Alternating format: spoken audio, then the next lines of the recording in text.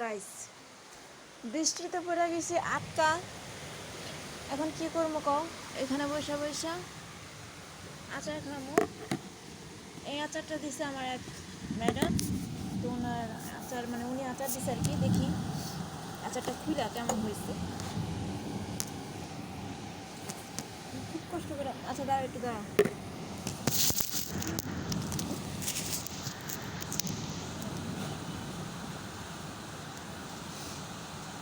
উনি খুব কষ্ট করে আচারটা দিছে, বুঝছো? খুলে দেখি কেমন হয়েছে। মাশাআল্লাহ, দেখো দেখো আমের আচার।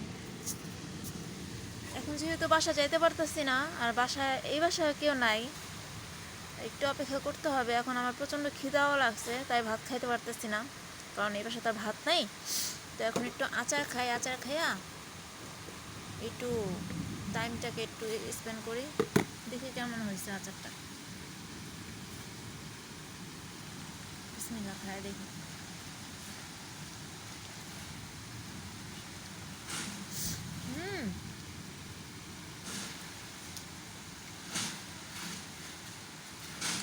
আচারটা মাশাআল্লাহ অনেক মনে হয়েছে।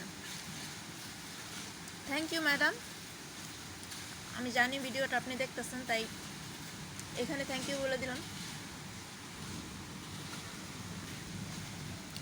এখন যদি এই আচারটা না থাকতো আমার সাথে, তাহলে হয়তো বা এমনিই আমার অপেক্ষা করতে হতো।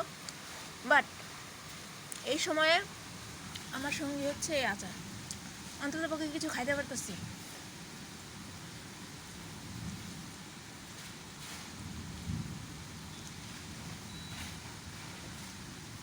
অনেক মজা হয়েছে।